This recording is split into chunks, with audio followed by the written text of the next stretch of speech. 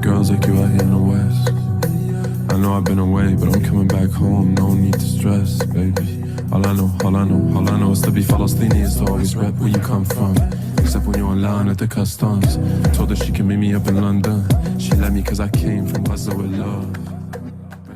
All right, welcome today, my friends, to the first of hopefully many Partisans Culture Committee. We're still kind of thinking of a name, but what we are coming at you with today is some analysis of the I guess it's not new, of the Netflix series Mo. What our plan is to hopefully over the next couple of months, we're going to be looking at some revolutionary minded or just, radical cinema, radical series, break it down a little bit with y'all, start some discussions, hopefully get some discourse going in the comments, and have a little fun with our friends while we think about this stuff. So today we're starting with the Netflix series Mo, and we're going to jump right into it by looking at Mo through 4 different ideas. So we analyzed Mo thinking about the role of art in a radical movement, thinking about Muslims and Arabs in Western media and how they're portrayed. Then we got a little bit of analysis of Mo, the show. We'll talk about the plot. We'll talk about some of our takeaways. And that should be good enough for us to begin. Okay, so I want to talk about the revolutionary role of art, or the role of art in revolution, to say it better. And I think the role of art in revolution has to do with creating, with transcending the everyday and really engaging in class struggle around the type of world we want to live in. So I think the class struggle mediates all realms of society. I think that if you take Hollywood, for instance, there's an argument that it's all controlled by the bourgeoisie, that nothing, it's all bourgeois propaganda, it's all capitalist propaganda, and nothing good can come out of it. So if you look at films like the Fred Hampton film that came out recently, or something like, I remember years ago, there was a big debate over Avatar and the white savior complex, or for films like Glory, what I'm saying, that come to mind. I'm kind of giving my age away. But basically, I think that people enter into making art, making movies, making television shows, making comedy skits because they want to say something about the world. Even if someone draws a painting of a tree in a garden, or what I'm saying, a tree in a meadow and flowers and nature, I think they're trying to say something. They're trying to convey something about what they think about the world, right? And I think that art basically, not only are people making art to give their message about about the world, it's also part of the class struggle, right? So in that sense, the art, it represents a particular class line. You know what I'm saying? I think that's true of many things, but I think it's particularly true of art. So basically, I think there are like 2 things that kind of you could talk about when you talk about art, that have to do with kind of the quality of the art, and also, the politics of it. Because I think, I also think that all art is political. And I hope we can have a conversation about this, basically. I think that all art is political. And from there, I want to turn to the television series Mo. Mo, season 1, season 2. Mo, to me, is a great example of how art is part of the class struggle. And what I mean by that is, if there's an excellent article by Teen Vogue on the site on season 2 of Mo. It begins by speaking about the role of Muslims and Arabs in cinema and television. And it brings out both the underrepresentation. I think, while Muslims make up 25% or something like that of the world population, they are depicted in Western media a very lesser percentage of the time, just in terms of the quantity of roles that depict Arabs and Muslims. It's also when Arabs and Muslims are on television, basically, or in the, are depicted in movies. They basically are depicted in caricatures or demeaning ways. You know what I'm saying? It always has to do with the terrorist, or what I'm saying. You look at movies or television shows, we look at series like Homeland, and that's a classic one. They're just roles that depict Muslims and Arabs and not less than their full dynamism and the dynamism of their culture, right? And kind of like, I think Mo, it looks at, a Palestinian refugee, undocumented in the city of Houston, and it depicts, the cultural life of the family, the food, the interpersonal relationships, the laughter, the joy, the love, the sadness, the grief, you know what I'm saying? It depicts all of those things in a way that you just don't see when Muslims and Arabs are put on the television or put in movies. And in that sense, we'll get to the politics in a minute, but just in that very sense, like it's actually part of, there's a sort of a debate around the culture wars versus class war. And I'll say, I would use the term that, art is part of the class struggle. And kind of art is part of the fight over what type of society are we going to have. And kind of like, I think that Mo plays a very important role in humanizing the Palestinian at a very critical moment in history when there's a genocide being carried out. I think as we speak, Israel has launched its ground invasion basically and has and children, there's already tens of thousands of children that have been killed, tens of thousands of Palestinians dead, basically.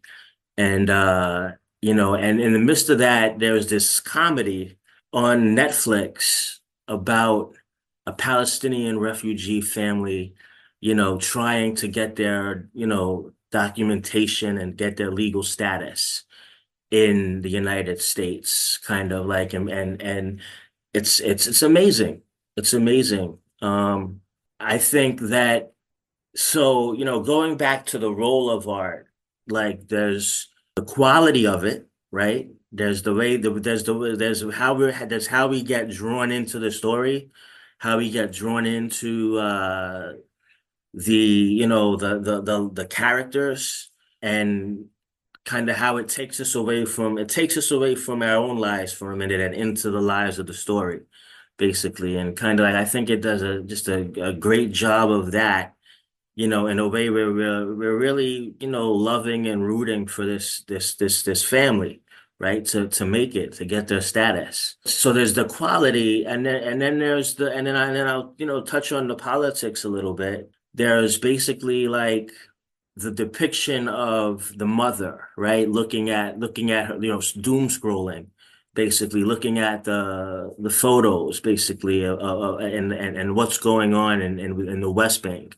and the brutal kind of attacks on the homes, basically the evacuations, it's the taking over of the homes in the West Bank, and basically like, there's the references to kind of the cultural appropriation, the food, basically, you know what I'm saying? There's like, there's constant references to kind of like how the Palestine, in its name has been erased. And there's references to the keys that the family has, the keys to their home that they lost, whether they lost it in 48, during the Nakba, or whether they lost it during the 67 war or the 73 war, right? I forget exactly, but how many people in the United States that are not activists kind of know about that. You know, politically, like they tell the story of the Palestinian struggle in a way that, you know, we know now from reading some of the reviews and somewhat that they choose to play the film before October 7th, right? The film ends on October the series ends on October 6th. And they originally filmed season two, they were planning to actually address October 7th and the aftermath, but they decided not to, and they refilmed it because they felt it was too didactic and it wasn't true to what they were trying to do, right? And you know, they drew some criticism for that, but it actually they do reference everything that happened that led up to October 7th, without a doubt.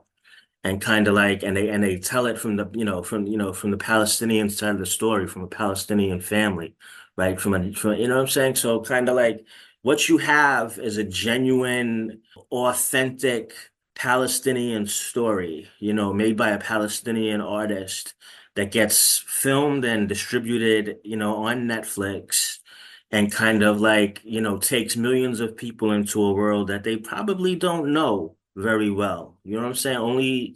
Only some people, you know, only, you know, activists, people are getting to know it, but you know, and the courageous and heroic students, Columbia University, you know, all over the country, basically, who are risking their livelihoods and risking their futures to resist the genocide that's happening in Gaza, kind of are bringing attention to it. But this series also did a great job of bringing attention to you know, to the plight of Palestinians and telling the Palestinian story. It's kind of like, it reminds me, you know, I'm kind of, you know, I'm a little bit old, but you know, it reminds me of but Roots is before my time. I was born in 77 and Roots came out in 77. But basically, Roots, from what I understand, Roots was a mini series that came out in 1977 and kind of like opened a lot of people's eyes to what slavery was really like. A lot of white people came out and said, "Oh, I didn't know that people went through all that. You know, that's horrible, basically." And I think Mo can do a similar thing and have a similar effect. So I want to say that, you know, this is part of the class struggle. This is part of actually like getting to the world we want to live in, and exposure and exposing exposing, you know, the lifestyle of the working class, basically, and kind of the lifestyle, the culture of a working family, a Palestinian family, a family who's, you know, the father of Mo had, you know, had to come here. You know, he was I think an electrical engineer, and had to come and run a 99-cent store, right, for a living. It's powerful. It's powerful for Americans, people in the United States, to see that. And, you know, because I think, you know, some of us know it, some of us have read about it and kind of have an idea about it, but many people will be like, you know, oh, I didn't know some of this stuff, and this is kind of fucked up, and kind of like, you know, and then it'll get attacked, right? This is powerful, and this is good. And so I think if you talk about just the quality and the politics, right?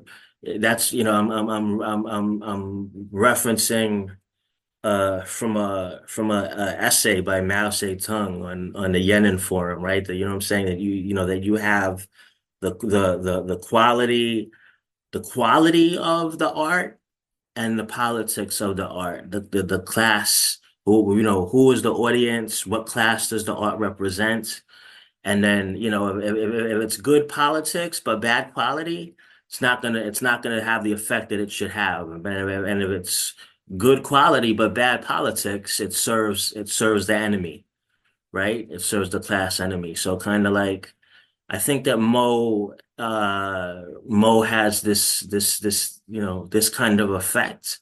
And it's something that we can really think about when we think about, well, when somebody like Muhammad Amir, you know, who's the comedian responsible for the show and directs some of the episodes and is the creator of the show, I think revolutionaries and Reds can actually take a lesson, but from studying this film I'm sorry, studying the series to think about what does it mean to make good art, right? To make quality art and art that also makes a statement and and compellingly tells the story of an oppressed people. So I think that's something, hopefully we could kind of have a conversation about that. I know that y'all have a lot of good stuff to say, you know what I'm saying? And I wanna, I hope you could jump in. Maybe that's a starting point.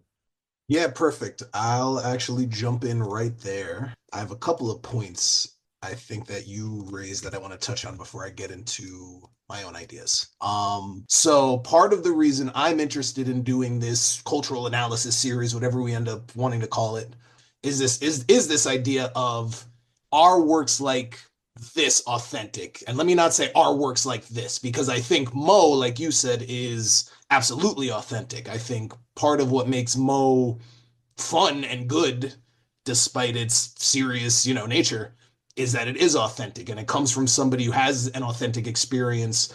And again, like you said, is giving us that quality perspective that is definitely lacking in Western media and probably, beyond. This question of authenticity, though, is more interesting. I think we bring up Glory, we bring up the Fred Hampton movie. Obviously, we talk about Andor a little bit, and I'm sure we are going to talk about Andor in the next cultural analysis series, so this will probably come up again then. But and I'll preface that too with I love Glory.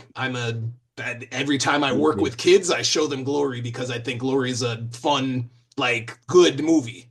But at the same time, well, maybe not fun. Maybe I shouldn't say that. But it's a good movie that the kids get into. So the question there though is can that be authentic? Because there are plenty of good criticisms of Glory that I, probably even agree with. Mm. Um, Same with the Fred. Well, I can't really talk about the Fred Hampton film. I haven't seen it because I've heard those criticisms really. So that's interesting. But yeah, I just think this question of authenticity and the class nature of the media is something interesting to pursue. And I think we definitely will, but I think with Mo, we don't even really need to because I think it's so clear. I think it comes through so obviously. So where I'll jump from there is this idea of you talk about art as part of the class struggle. And I like that because you're right. A lot of people separate them, whereas there is so much overlap that they might as well be part of the same struggle. So for me, that works because when we were watching Mo, and I probably did this a little bit because I was looking for an analytical framework to use, and baby's first film analysis, I was like, all right, first like 2 or 3 episodes of the first season, I was very much analyzing it, almost like a piece of socialist realism, because again, it is so direct and obvious about its class character and about its ideological character that it felt almost like a form of propaganda for our side.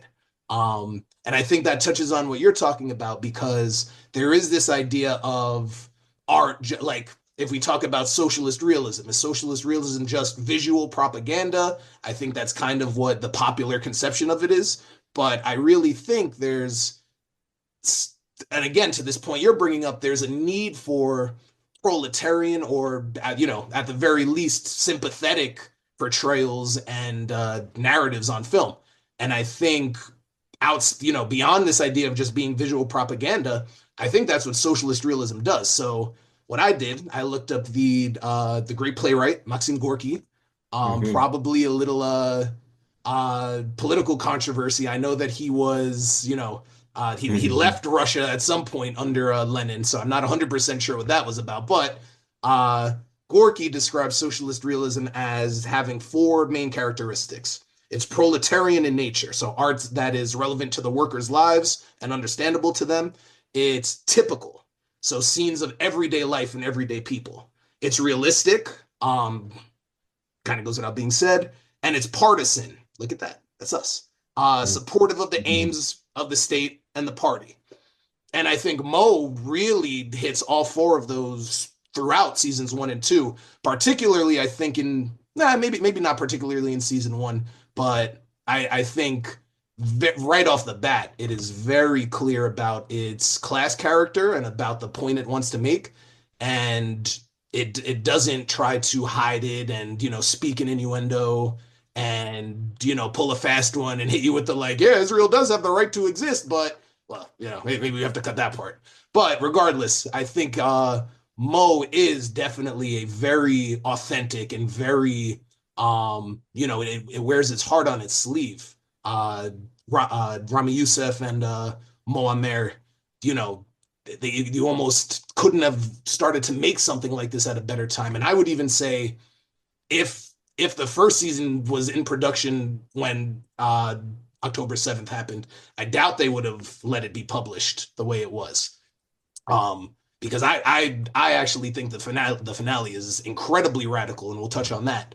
And I really don't think they would have let it air at all if it happened during October 7th. And I think the first season was what, 2 years, I think, before it happened, and season 1 was released was it earlier this year or last year? Either way. They obviously started filming season 2 last year, but they started filming season 2 obviously before October 7th, I think. So, I don't think it would have been published if they took that bent that we were talking about originally, and how they ended up scrapping that because it did feel, not didactic and true to the characters that they had created. And I think that's in his own words. He says we had to get rid of it because these weren't the characters that we were left with. And I really love the way they handled it by the end. Maybe not as much before that, but I think the end does a really excellent job of putting everything as crystal clear as it needs to be. But yeah, I think I just wanted to add that perspective on top of what you're saying regarding the portrayal of Muslims and Arabs in Western media, the idea of the class struggle in culture struggle. And at the end of the day, like I said, we're definitely going to take a little more time to talk about the plot, go into a little more detail. But I think outside of any minor criticisms I might have, I think this is definitely a pretty radical piece of art that we got to get down with, and we have to give it its flowers, because people are scared to do stuff like this. I don't blame them. And stuff like this, stuff like the Zone of Interest, that's definitely something we should probably watch for a culture club, whatever we want to call it. Yeah. God, yeah, that's right. You can call me Boy George. Yeah, that's kind of where I'll leave that before we take a deeper dive into the plot. Okay, I think what was amazing about this show was that it covered a process, a very real one, that like this didn't just happen yesterday, that this has been going on. And, we sort of see what's emerging from the conflict, like, so these aren't just separate events that just happened, but we actually see the consequences of what it means to be stateless and what it means to not be a citizen, and to be living in these circumstances. And it's not just about Mo, but it's a number of different elements. It touches on many different cultures. So in that respect, the show is extremely enriching, and I think that's something that from my view, it's like important for art to do, is to bring that subject forward. And I think I made a note of painting by an artist named Francis. I'm gonna get this name wrong. Go for it. Let's take turns trying to pronounce his name. Francisco Goya. He that's did it. You got painting it. called The Third of May. I don't know. Have you guys heard of this painting, The Third of May? It's kind of famous. This was a painting that one of the first paintings where the subject was someone that wasn't from the ruling class. So like we're also familiar. And I'm not like an art history major or anything like that. I don't know anything too much about art history, but what we could say is like the dominant subject in paintings at that point were like nobles and stuff like that. And this was one of those first paintings where we got somebody that was like a Spanish peasant that was being executed by militia members for a rebellion. and the Spanish peasant was sort of presented in a heroic light, so there was like sort of standing, and there was like light illuminating from the subject, and that was something that wasn't sort of seen before, and it was a pretty powerful image, and and in that sense, I think for me at least, like that's what art should strive to do, is to bring out that subject, bring out that perspective. That's all I got. No, that's really all I good got. because I'm looking at the Goya painting. Yeah, First of you're all, looking at it, Goya kicks ass. Saturn devouring the right? sun, fucking awesome. What I, what time period was this? Goya made this picture in like 1830 something, or I don't know. Okay, Probably, let's see. yeah. Yeah, I know Goya was around the 1800s, the early Yeah, 1800s. 1800. Francisco It is a Goya. good painting. It's classic, very And brutal depiction of the murdered peasants. and now imagine the ruling class, like imagine the reactions of people when they For saw sure. that, as being like how visceral and the picture is, and what it captures, and what it's putting as its subject. And do you want to be that, or do you want to be the guy that's painting some aristocrat in their fucking home? So in that sense, I think that was pretty revolutionary. I think what we're talking about here is something, maybe what people felt when they saw that image, something similar, where you're seeing a lot of what's going on. You're seeing like images of walls. Now I'm going to go off on something that's probably related to Mo. So, we're seeing like, we see walls everywhere, which is like a powerful image. The apartheid wall, the Mexico wall, and you're seeing Yeah. like, you're seeing those relationships. And I thought that was extremely powerful, and something that I didn't even think about. And, and I want to bring up what Dave was talking about in terms of like the local and sort of domestic and global dimensions of things, where it's like these are all sort of masterfully done in Mo, where you see things like what's going on in the Houston scene and how it's affecting people, with Mo just driving around drinking lean and dealing with that, and then sort of like his own sort of what his family's dealing with in terms of their statelessness, and then what his girlfriend's dealing with, and trying to manage a business and do these things, and then scoping out even more and seeing how his family had to flee Kuwait and learning about that. Yeah, so in terms of that, I thought it was just brilliant. I I like thought those it was points a good. lot. If we could talk about that second point too, I also wanted to bring up Guernica because that's my painting of America. Oh Yeah. like when shit. you first think Mhm. like, wow, art Hell doesn't yeah. have to be like art means something. I feel like Guernica was my first painting where I was like, holy shit. And Mhm. that's a post, what is it? Like that's even like a high art piece, and and Yeah, it's true. popularized. So you It is see where it's modernist. like, Yeah. that's, yeah, we can't even, I don't want to dismiss that kind of stuff, to be honest with you. Yeah.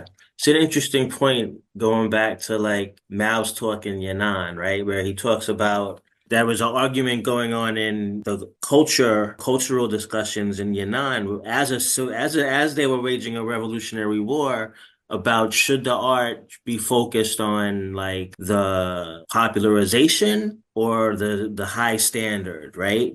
And kind of like Interesting. Mao actually says in that essay that there's a synthesis between the two of them. You want who's the art for, basically. Who does the art for?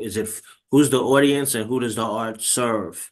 So basically, you want to popularize and you want to do art that the working class or the proletariat, whatever you want to call it, can actually like get into and appreciate. And then at the same time, you want to do that in a way that they can appreciate on a, not just because it Plays to them, didactically appeases or them. just mechanically kind of tells a story on behalf of the class, but that it actually tells a compelling and you get moved by it and taken out of yourself basically and into the world of the story. So there's kind of like, and that brings up the standard. So by focusing on the popularization and determining your audience and determining what class it serves, you're actually raising the standard of proletarian art.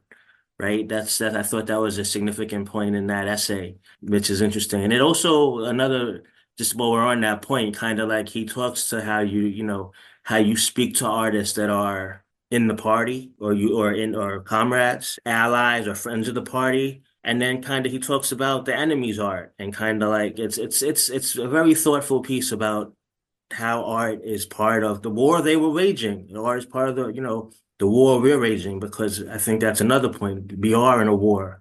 There's a resistance in Palestine. There are students in the United States that are getting deported and losing their visas and losing their careers, getting fired, teachers getting fired.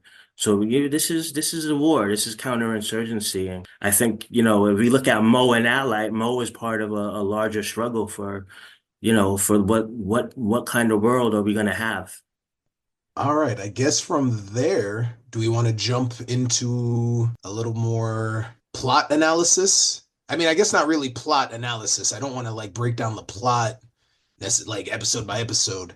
But I think just touching back on that idea of the international, domestic, and local layers of the narrative. I'll actually start with my criticisms a little bit here because I felt like when we were talking about earlier how Moamer was saying that they had to kind of drop everything that they had done and restart season two, I can really feel that. I think a lot of the plot points in season one, maybe not a lot of the plot points, primarily the like underground, like lumpen proletariat, like black market plot point with the lean addiction gets totally dropped, which is a little disappointing because Yeah, I think that was he kicked his habit pretty yeah, quickly. he kicked his habit between Yeah, yeah, seasons. You yeah. didn't You're see it totally during right. production. And I think that was such a part of that authenticity, right? I think that having that so in season one, that local perspective, the Houston scene, they have all the, they had Bun B show up, they had Paul Wall show up. Season one was so authentic in that regard. Season two, I feel like definitely loses a little bit of that local analysis, but I forget which one of you said this, definitely pivots a little bit and makes up for it. And I guess you could say whatever, or like fills it in a little bit with more of that international perspective when they focus on Kuwait and they focus, and he obviously goes back to the home in Palestine. That's the good part of it, but I think it was a little unfortunate that that plot point got dropped. I think that was something super relevant for today.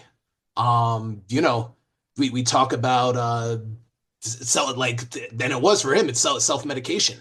Um and when we talk about issues like, I guess I'm kind of getting a little unrelated, but when we think about the discourse around stuff like homelessness and crime, blah, blah, whatever, I think Mo did a really good job of showing how like people who are totally dehumanized in the media and they're just normal people who got fucked up. And like it does happen to everybody.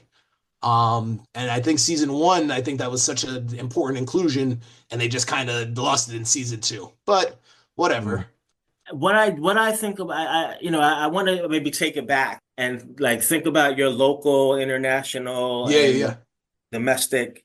That another way of looking at it is kind of like the particularity of the Palestinian culture and and really the authenticity, the particularity and the authenticity of Palestinian culture and the culture of the dynamics of being both landless and an immigrant and kind of like an undocumented, and then the universalism of a situation. I mean, you could maybe it's national, but it's also I think it's universal, Sure. kind of like the grind culture, particularly like I mean, there's a grind culture when he's in Mexico, but there's also, in Houston, he has to hustle, For sure. and living with the family, living in the mother's home.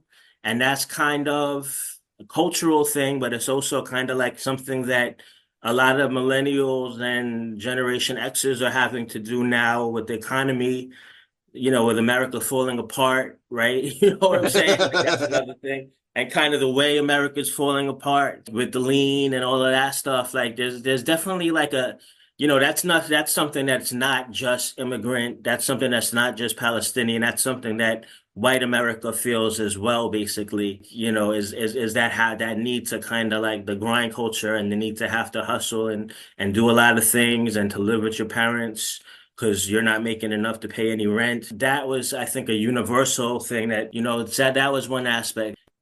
But yeah, I think Muhammad Amr even described this as like a universal story of struggle. You can definitely feel it in the show. It's about displacement. I think one of my favorite episodes is the ICE detention episode, right? Tone was so harsh. And somehow, even in that episode, they just did it again like really well where it found some humor in the darkness, in terms of, you see a guy like meowing, and that, that could be just the trauma that that person is dealing with. It's not where people go to recover for anything. It's meant to break you and makes things worse. And so, you get a sense of that in that episode. It's just hell where they're at. And that plays out over a couple of episodes, because in the first episode of the season 2, he goes to the guy and the guy's almost like jerking him around. The guy's like, "Oh, it's you again? Fuck off, idiot. Like, what are you doing here again?" Get the towel in the garbage, or I'm gonna tase you. Basically, that's Yeah. And then he gets if I'm remembering correctly, he does get the e-blanket in the garbage, and they send him into solitary, or maybe not solitary, but into like the box almost, with like 6 other guys, right? It wasn't even 6. It was like 20 people. Yeah, That little exactly. cell. And then, interestingly enough, you have that back and forth between Mo and the who's it, the ice guy, and the ice officer sort of describes his life, and then, it's terrible. Kids can't, I don't know, going through his own shit. You sort of get a sense of like, well, who's actually, who's being hired to do this shit, and who's behind it. Where you go to the ambassador's palace looking place, and so you get a sense of like all these the strata of people, and you get it all in those few episodes, where you see him going from that to the detention, and who's pulling the strings, and who's carrying out this work. What are the contradictions and things involved in that. And so this is addressing the thing that you talked about. Yeah, like I agree with you that they sort of could have focused on Houston a little bit more, because that aspect of it was, I thought, really, it was interesting. Houston's like, such a diverse sort of fusion of things, and the inclusivity of it was also in certain episodes where you saw different just people interacting, and thought that aspect of it was maybe a little bit sort of, maybe not as much in season 2. They could have focused on that a little bit more. I think the finale is crazy. I really think that if it came out a year, like if he started shooting a year later, they would not have put it on TV. For our listeners, we kind of said it already, but they're coming back from Palestine. They got to visit Palestine. They're on their way back. Obviously, they get stopped for like random scanning, and as it shows the guy at the desk kind of breaking their balls, it pans down.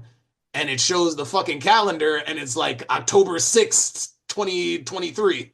And then this is where it's, I think, especially radical. The last shot is them getting stripped naked by the, security staff, them getting stripped naked, Mo getting harassed by the Israeli security guy breaking his tape of his like only homemade footage. It really felt as close to saying like, yeah, these guys are the fucking bad guys as you could say on American TV. Yeah, no, I love the finale. Yeah. I thought the finale was really excellent. If it just ended on the October 6th shot, maybe a little hackneyed, but I think that it ends on them getting harassed, and like it's almost like they're winking at the camera, like it is what it is. We know what it is.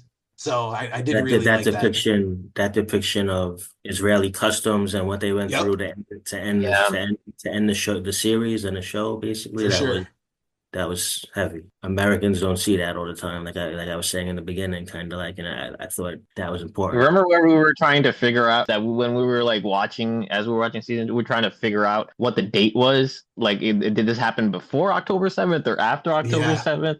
The same abuse is happening before October 7th, in the West Bank with the settlers killing people. And we're trying to like figure out the timetable. And, again, like I think Mo, did a great job there of, making things appear more as like a process and things that are happening over time and new things emerging out of it, and rather than, just these like isolated fucking events. And it's not so simple. I thought what they did there was excellent. Certainly had us thinking, right? No, for sure. Yeah. You hear there was a ceasefire on October 6th. And I think Mo would say, no, there wasn't. So I like that the mom was consumed by scrolling and seeing the fucking news, all the horrible stuff. Because yes, that's where we all been for the last 2 years. And I didn't like at first that they kind of came to the like probably the most humane conclusion of, listen, mom, you got to put the phone away. You got to live your life happy for us.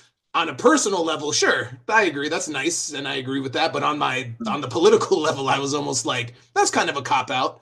One thing And I wondered when I was watching it was what kind of compromises did they have to make, and like kind of like scenes like that, and scenes like having the Zionist friend in the restaurant in Houston and stuff like that. yeah, Kind of what kind of compromises might they have had to make to get the thing produced and released? Mm. Right? Because it was still good pretty, like you question. say, it was still, it had it's very radical for what it was, but kind of like maybe we don't know what was happening behind the scenes to kind of. All right, my friends, I think that seems to be all we have for today. Uh, Very interesting conversation, and No doubt. hopefully in the next couple of weeks, the next couple of months, we'll be coming at you with some future installments of the Partisans Culture Committee, breaking down whatever the hell we want to break down. We got Andor on the agenda. We got I think that's really all that's on the agenda now. I'm putting Zone of Interest on the agenda. Oh So yes, yeah, I'm doing brutalist. that. See, Think- look at that, friends. The brainstorming begins already. So we're excited to get Yeah. back to you with the next one. Thanks for listening. Share with your friends. Like and subscribe. I don't know if we're putting it on YouTube, but if we are, like and subscribe. And we'll see you guys soon. Peace. Peace.